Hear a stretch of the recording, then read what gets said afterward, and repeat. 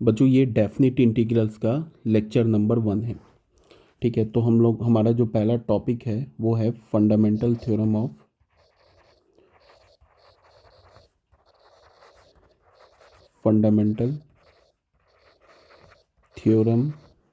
Of integral calculus.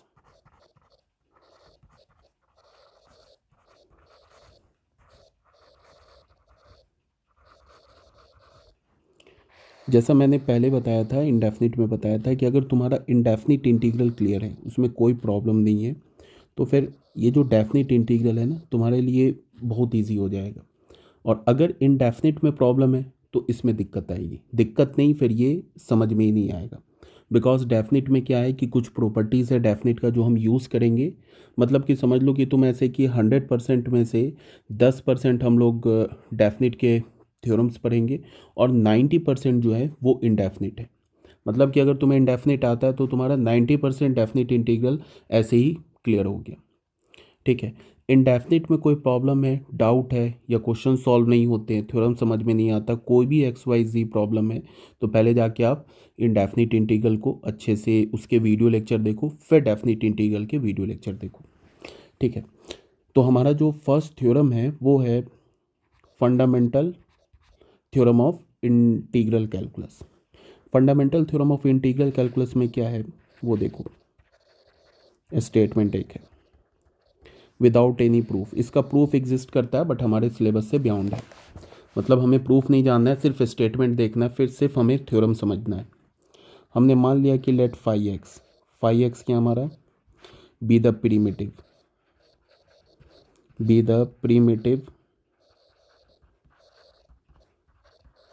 और anti derivative.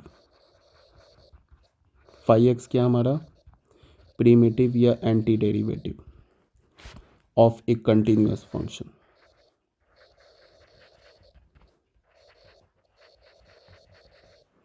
Continuous function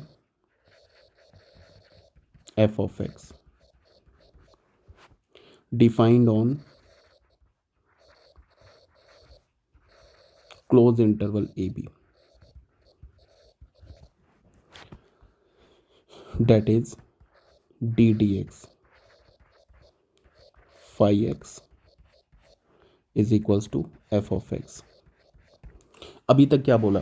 अभी तक मैंने ये बोला कि हमारे पास एक 5x जो है एक फंक्शन है। ठीक है, ये 5x फंक्शन क्या है? हमारा प्रीमिटिव है या एंटी डेरिवेटिव है? किस फंक्शन का? fx फंक्शन का। 5x क्या हमारा प्रीमिटिव है या एंटी डेरिवेटिव है fx फंक्शन का। और ये जो fx फंक्शन है ये a to b interval, close interval a to b क्या हमारा कंटिन्यूअस है। ठीक है, अगर 5x हमारा प्रीमिटिव या एंटी डेरिवेटिव है fx फंक्शन का, इसका क्या मतलब है? इंडेफिनिट में बताया जा चुका है कि अगर तुम 5x फंक्शन को डिफ्रेंशिएट करोगे तो हमें क्या मिलेगा? fx मिलेगा। ठीक है, यहाँ तक क्लियर है? तो हम क्या बोलेंगे? Then the definite integral of fx function का definite integral over the interval a to b close. और ये जो fx फंक्शन है ये इस इंटरवल में कंटिन्यूअस है, इज डिनोटेड बाई, इसको हम डिनोट कैसे करते हैं? ऐसे करते हैं a to b f of x। ये क्या हमारा, ये जो भी लिखा है ये क्या हमारा? ये हमारा definite integral of fx from interval a to b। A को हम क्या बोलते हैं? Lower limit of definite integral, और बी को क्या बोलते हैं? Upper limit of definite integral. ठीक है, dx इज इक्वल्स टू जो हमारा fx फंक्शन का जो प्रीमिटिव है ना, उसको एक बार तुम वैल्यू fx फंक्शन का फाइंड आउट करो b पर। ठीक है, फिर फाइव एक्स फंक्शन का वैल्यू फाइंड आउट करो अपर लिमिट b पर, ये जो अपर लिमिट है ना इस b पर फाइंड आउट करो, माइनस फिर ये 5x जो प्रीमिटिव है fx फंक्शन का जो प्रीमिटिव है उसका वैल्यू फाइंड आउट करो a पर, ये इसके इक्वल है। दैट इज क्या बोला जा रहा है? ये जो हमारा a to b fx dx है ये किसके इक्वल होगा? Phi of b minus phi of A. इसको हम सिंबॉलिकली क्या लिखते हैं, ऐसे फाई ऑफ एक्स और यहाँ पे ए टू बी, या फिर इसको ऐसे भी लिखते हैं फाई ऑफ एक्स एक ऐसे ए टू बी। कहने का क्या मतलब है, बात को सुनो दोबारा। यहाँ पे मैंने क्या बोला, यहाँ पे मैंने बोला कि हमारे पास एक फंक्शन फाई एक्स है, ये हमारे पास क्या है, एक फंक्शन फाई एक्स जो क्या है, प्रिमिटिव है या एंटी डेरिवेटिव है एफ एक्स फंक्शन का। तो अगर फाई एक्स हमारा प्रिमिटिव या एंटी डेरिवेटिव है एफ एक्स फंक्शन का, तो इसका क्या मतलब है कि जब मैं इस फाई एक्स फंक्शन को डिफ्रेंशिएट करूँगा तो हमें एफ एक्स मिल जाएगा। ठीक है, पहली बात। दूसरी बात क्या है कि ये जो एफ एक्स फंक्शन है इस इंटरवल पे कंटिन्यूस है, डिफरेंशियबल नहीं बोल रहा हूँ मैंने डिफरेंशियबल वर्ड यूज़ नहीं किया है। मैंने बोला है कि एफ एक्स फंक्शन जो है एक कंटिन्यूस फंक्शन है over the close interval A to B. ठीक है, तो इस एफ एक्स फंक्शन का definite integral from interval A to B क्या होगा कि तुम पहले जो एफ एक्स फंक्शन का जो एंटी डेरिवेटिव है ना फाई एक्स फंक्शन, इसका वैल्यू निकालो अपर लिमिट पे, फिर एफ एक्स बार बार सॉरी फाई एक्स फंक्शन का वैल्यू निकालो अपर लिमिट पे, माइनस फिर फाई एक्स फंक्शन का वैल्यू निकालो लोअर लिमिट पे। ये इसका वैल्यू, ये डेफिनेट इंटीग्रल का वैल्यू होता है। अब ये कहाँ से आया, कैसे आया, इसको हम लोग आगे डिटेल से देखेंगे, इसका ज्योमेट्रिकल इंटरप्रिटेशन भी देखेंगे, बट अभी टाइम बिंग तुम इतना याद रखो। कहने का मतलब क्या है कि ए टू बी, इसे हम क्या बोलेंगे, definite integral of function F x.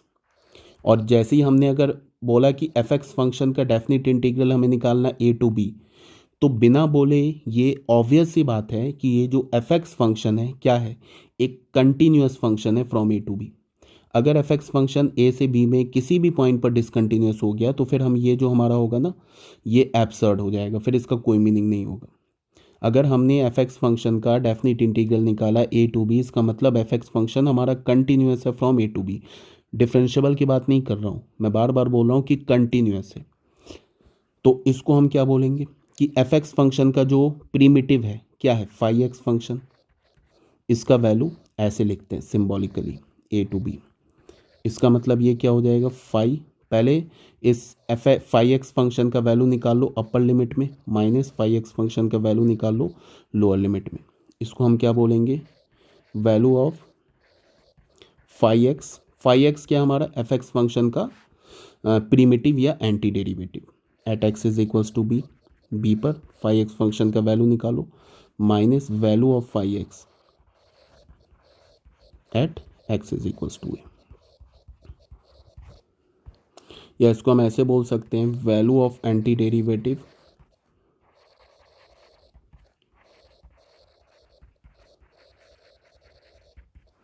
At X is equals to B, X is equals to B और बी क्या हमारा upper limit, minus value of anti derivative at X is equals to A. Clear है ना ये। अब यहाँ पे एक छोटा सा रिमार्क क्या है वो देख लो।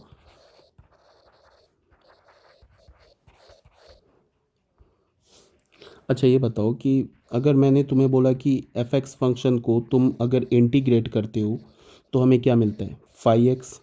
मतलब क्या है कि एफ एक्स फंक्शन का जो एंटी डेरिवेटिव है वो क्या है, फाई एक्स है। और इंडेफिनिट में क्या करते हैं हम लोग, सी ऐड करते हैं। ठीक है, तो अगर मैं यहाँ से A to B F X D X की बात करूँ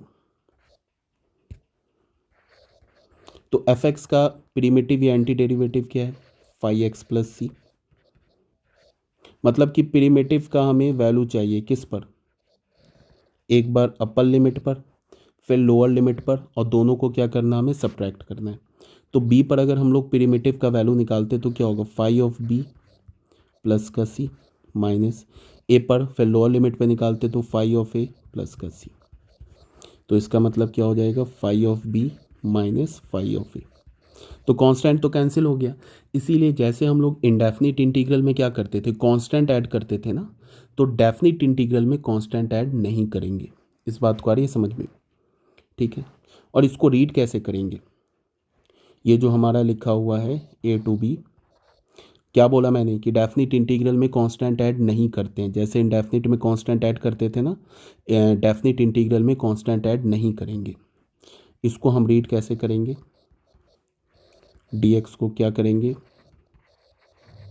read as the integral of f of x from a lower limit a to upper limit b और integral of fx over the interval a to b। ऐसे हम लोग इसको read करेंगे।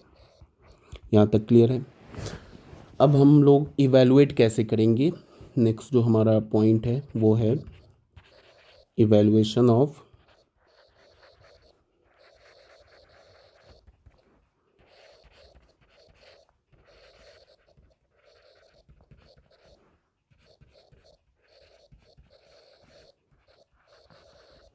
Definite integrals का इवैल्यूएशन कैसे करेंगे।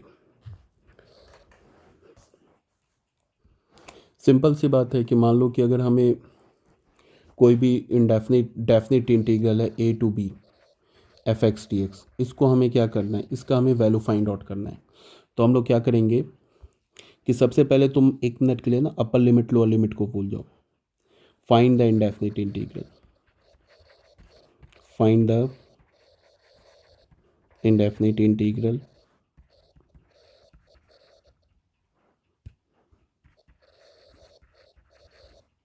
Date is F X D X find out कर लो। मान लिया कि let indefinite integral F X D X का क्या हमारे पास 5x प्लस सी है। तो अब तुम क्या कर लो, c को हटा दो, a to b F X D X क्या हो जाएगा, c हटा दो 5x रखो a टू b, तो क्या हो जाएगा, ये हो जाएगा 5b माइनस 5 ऑफ ए। ठीक है, अब कुछ क्वेश्चंस करते हैं कैलकुलेट। स्टार्टिंग में कुछ बेसिक क्वेश्चन करते हैं, जैसे question number 1।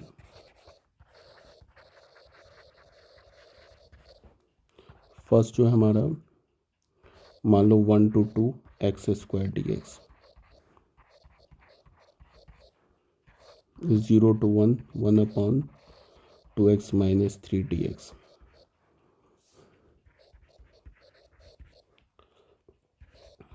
0 to 1 1/√1 plus X plus root X. ये 3 क्वेश्चन सॉल्व करते हैं।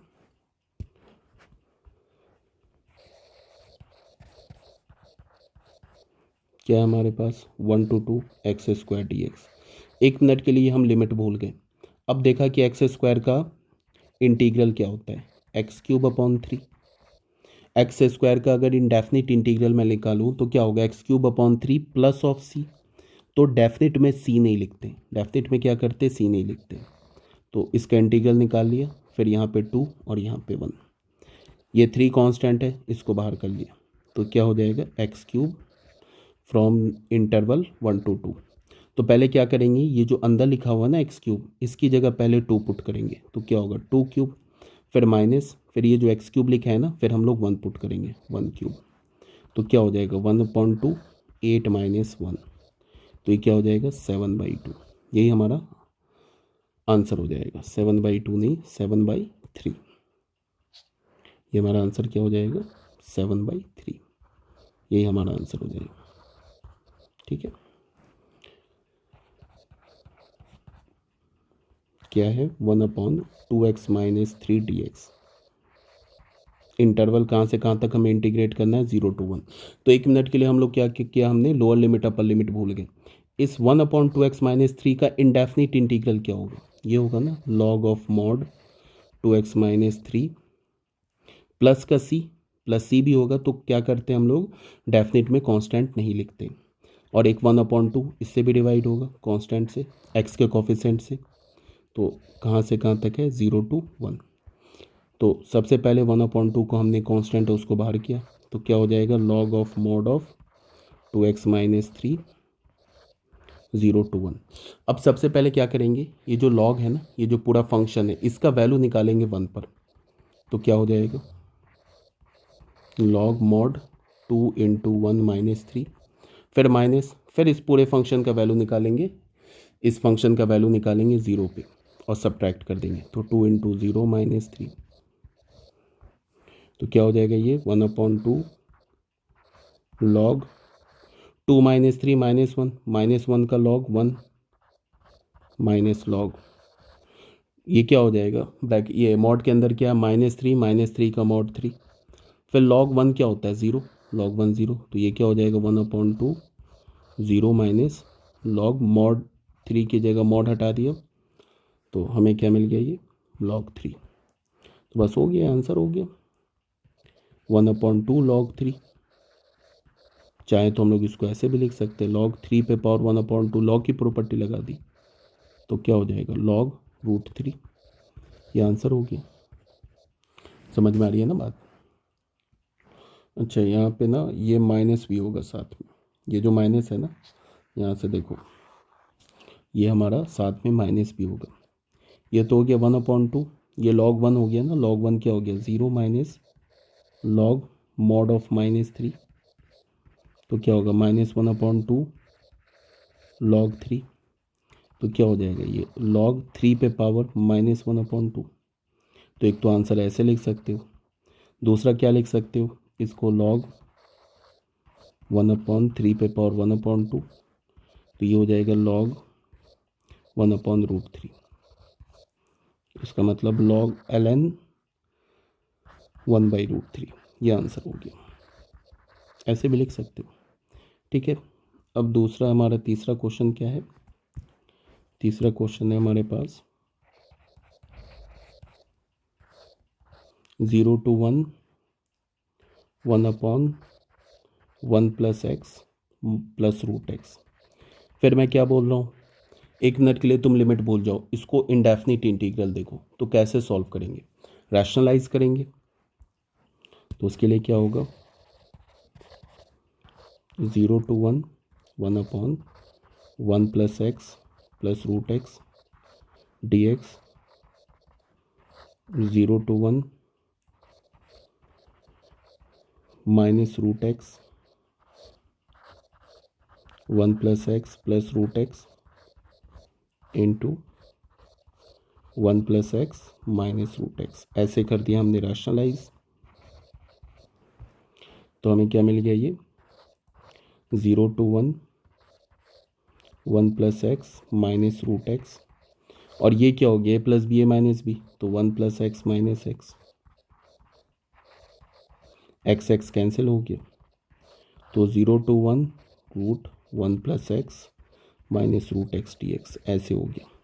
जैसे हम लोग इंडेफिनिट में क्या करते थे, अलग अलग कर लेते थे ना, प्लस और माइनस पे क्या होता था, इंडेफिनिट इंटीग्रल डिस्ट्रीब्यूट हो जाता था, सेम लाइन पे डेफिनिट भी हो जाएगा। 0 to 1 √1 प्लस एक्स dx, ऐसे भी लिख सकते हैं हम, माइनस 0 to 1 √x dx। इसका क्या होगा, इस पर X to the power n का फॉर्मूला लगेगा, तो क्या हो जाएगा 1 प्लस एक्स पे power 1/2 plus 1/1/2 plus 1 from 0 to 1 minus क्या होगा, एक्स पे पावर 1/2 प्लस 1/1/2 प्लस 1 0 to 1। तो ये क्या हो जाएगा 3/2, तो ऊपर हो गया 2/3 और 1 प्लस एक्स पे पावर 3/2 फ्रॉम 0 to 1 माइनस क्या हो जाएगा, डिनोमिनेटर में क्या 3/2 ऊपर जाएगा, तो 2/3 एक्स पे पावर 3/2 फ्रॉम 0 to 1। अब यहाँ से 2/3 कॉमन ले लिया, तो हमें क्या मिल गया 1 प्लस एक्स पे पावर 1 प्लस एक्स पे पावर 3/2 फ्रॉम 0 to 1, फिर माइनस 2/3 कॉमन ले लिया, तो एक्स पे पावर 3/2 फ्रॉम 0 to 1। अब क्या करेंगे, इस पूरे पर एक बार 1 डालेंगे, अपर लिमिट डालेंगे, तो 1 डालेंगे यहाँ पे एक्स की जगह 1, तो क्या होगा 1 + 1 2 पे पावर 3/2, फिर यहाँ पे ज़ीरो डालेंगे, माइनस फिर ज़ीरो डालेंगे, तो 1/3/2 -2/3। फिर x की जगह 1 डालेंगे तो 1/3/2। फिर यहाँ पे माइनस करेंगे 0/3/2, ऐसे हो जाएगा। तो हो गया 2/3, कॉमन ले लिया दोनों टर्म से, इससे और इससे 2/3 कॉमन ले लिया, तो हमें क्या मिल गया 2/3/2 -1 तो क्या हो गया 2/3 2/3 2/3/2 -2। बस ये आंसर हो गया। चाहो तो इसको फर्दर भी सिंप्लीफाई कर सकते हो, इसको तुम चाहो तो 2/3 है, इसको लिख सकते हो 2/1/2 इंटू 2/1 -2, तो 2/3 ये क्या हो जाएगा 2√2 -2। ये भी हमारा आंसर हो गया, ठीक है ना। क्वेश्चन नंबर 2 में आते हैं, ये था हमारा क्वेश्चन नंबर 1। अब आते हैं हम लोग क्वेश्चन नंबर 2 में।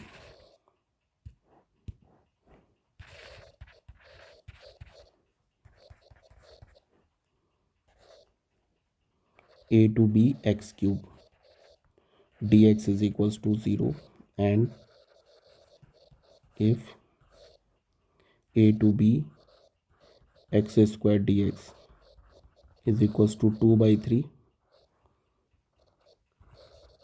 find a and b, a और b का हमें वैल्यू निकालना है। बहुत इजी क्वेश्चन है ये सब। क्या हमारे पास गिवन है a to b x³ dx किसके इक्वल है, 0 के इक्वल है। तो यहाँ से x³ का इंटी ये x³ का एंटी डेरिवेटिव क्या होगा x⁴/4 a to b, ये 0 के इक्वल है, तो 1/4 हमने कॉमन निकाल लिया, तो हमें क्या मिल गया x⁴ a to b, ये 0 के इक्वल है। तो पहले 1/, ये अपर लिमिट डालेंगे, तो अपर लिमिट डालेंगे तो क्या होगा b⁴ माइनस फिर लोअर लिमिट डालेंगे a⁴ इज इक्वल्स टू 0। तो ये तो हमारा, तो यहाँ से हमें क्या मिलेगा a⁴ minus b⁴ is equals to 0। यहाँ हमने क्या ले लिया इसको ऐसे लिख लिया a² पे स्क्वायर माइनस b² पे स्क्वायर इज इक्वल्स टू 0। फिर a² माइनस b² का फॉर्मूला लगा दिया, तो क्या हो जाएगा a² minus b² a² plus b² is equals to 0। अब या तो क्या होगा, या तो a² प्लस b² 0 होगा, और क्या होगा a² माइनस b² 0 होगा, ठीक है। अब ये चीज़ तो ज़ीरो हो नहीं सकता, दो नंबर के स्क्वायर का सम कभी ज़ीरो हो नहीं सकता, नॉट इक्वल्स टू 0। तो यहाँ से हमें क्या पता चलेगा a² minus b² is equals to 0। तो यहाँ से हमें क्या पता चला a minus B a plus B is equals to 0। और यहाँ पे क्या होगा, या तो फिर यहाँ से होगा a minus B is equals to 0 और a plus B is equals to 0। अगर मैंने इसको 0 किया तो यहाँ से क्या होगा a is equals to B और a is equals to minus B. अब ये भी पॉसिबल नहीं है, अगर हमने a से b तक इंटीग्रेट किया है ना, a से b तक इंटीग्रेट किया है, इसका मतलब क्या है कि a b के इक्वल नहीं है। a से b तक इंटीग्रेट किया, इसका क्या मतलब है a b के इक्वल नहीं है। तो a भी b के इक्वल नहीं है, तो यहाँ से हमें सिर्फ एक क्या मिल गया a is equals to minus B, एक रिलेशन मिल गया हमें। दूसरा हमारे पास क्या दे रखा है कंडीशन, दूसरा हमारे पास दे रखा है a to b x² a to b x² dx, ये किसके इक्वल दे रखा है 2/3 के। तो x² का इंटीग्रल क्या होगा x³/3 a to b, ये होगा 2/3। तो यहाँ से हमने क्या किया 1/3 कॉमन ले लिया, तो x³ a to b ये हो गया 2/3, ये 1/3। पहले अपर लिमिट डाला तो b³ minus a³ is equals to 2/3, तो यहाँ से 3 भी कैंसिल हो गया, तो फिर हमें क्या मिल गया b³ minus a³ is equals to 2। अब यहाँ हमारे पास क्या मिला है, हमने क्या फाइंड आउट किया b is equals to minus a, क्या है ना फाइंड आउट। तो b की जगह क्या लिख सकते हैं हम लोग, या a की जगह माइनस b, तो बी क्यूब माइनस ए की जगह क्या लिख सकते हैं, माइनस बी का whole cube is equals to 2। तो यहाँ से क्या होगा, B cube plus B cube is equals to 2। तो हमें क्या मिल गया, 2b cube is equals to 2। तो यहाँ से हमें क्या मिला, b cube is equals to 1। ठीक है, b क्यूब का वैल्यू क्या मिला हमें, 1। तो यहाँ से हमें क्या मिला, b is equals to 1। b का वैल्यू 1 और a किसके इक्वल है, माइनस बी के इक्वल है। तो this implies that a is equals to -1। तो यही हमारा आंसर हो गया। ठीक है ना बच्चों, क्वेश्चन नंबर 3 में आ जाओ। इवेलुएट फर्स्ट में हमारा क्या है, 0 to π/2 1 minus cos 2x dx।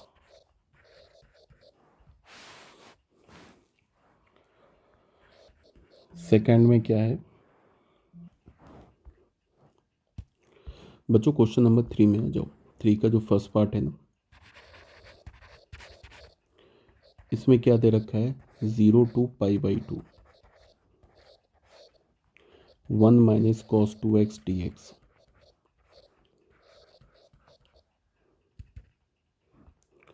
इसको तुम क्या लिख सकते हो, 0 to π/2 1 माइनस कॉस 2x को क्या लिख सकते हो तुम, 2 साइन स्क्वायर एक्स।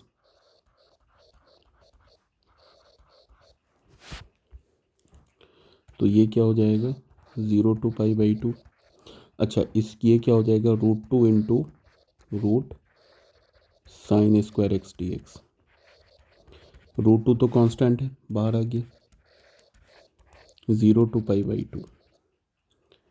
अब root under sine square X क्या होता है, मॉड ऑफ साइन एक्स। और एक्स कहाँ से कहाँ तक वेरी कर रहा है, एक्स हमारा 0 से π/2 वेरी कर रहा है। तो 0 से π/2 का मतलब क्या हो गया, फर्स्ट क्वाड्रेंट। तो फर्स्ट क्वाड्रेंट में सभी ट्रिग्नोमेट्रिक फंक्शन पॉजिटिव होते हैं, तो साइन एक्स भी पॉजिटिव होगा। तो इसके लिए हम लोग क्या करेंगे, √2 साइन एक्स भी पॉजिटिव होगा, इसका मतलब मॉड के अंदर पॉजिटिव लिखा हुआ है। मॉड के अंदर क्या लिखा है, पॉजिटिव, तो सीधे मॉड हटा देंगे। ठीक है ना। साइन एक्स का इंटीग्रल क्या होता है, माइनस कॉस एक्स। तो ये तो √2 है, साइन एक्स का इंटीग्रल होता है minus cos X. 0 to π/2 minus बाहर कर सकते हैं, तो माइनस √2 और ये क्या हो जाएगा, कॉस एक्स 0 to π/2। अब सबसे पहले क्या करेंगे हम लोग, अपर लिमिट डालेंगे।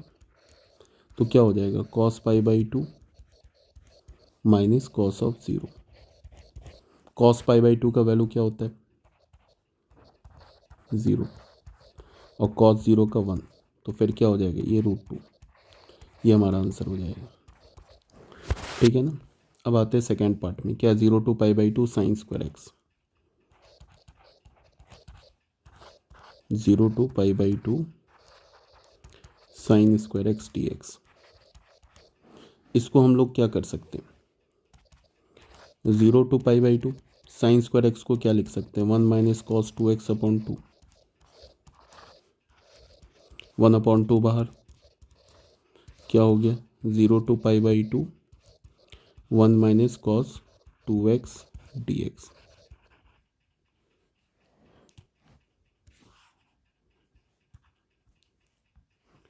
dx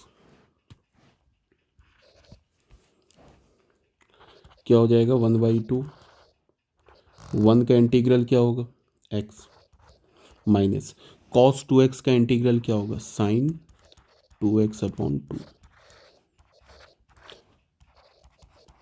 ठीक है, तो ये हमारा एफ फंक्शन है। इस पे सबसे पहले क्या करेंगे, अपर लिमिट डालेंगे। तो अपर लिमिट क्या होगा, π/2। एक्स की जगह जहाँ जहाँ तुम्हें एक्स दिख रहा है वहाँ π/2 डालो, -1/2 साइन क्या होगा, 2 इंटू π/2। ये अपर लिमिट डाल दिए। फिर minus lower limit, lower limit क्या है, 0। तो एक्स की जगह 0 डालेंगे, तो 0 - 1/2 साइन 2 इंटू 0। तो क्या हो जाएगा, ये 1/2 π/2 माइनस 1/2 साइन पाई।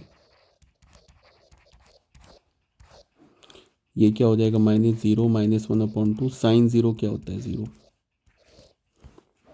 फिर यहाँ पे साइन पाई का वैल्यू क्या होता है 0, तो ये क्या आ जाएगा π/2 इंटू 1/2 क्या हो जाएगा π/4। ये आंसर हो गया, ठीक है ना। ओके।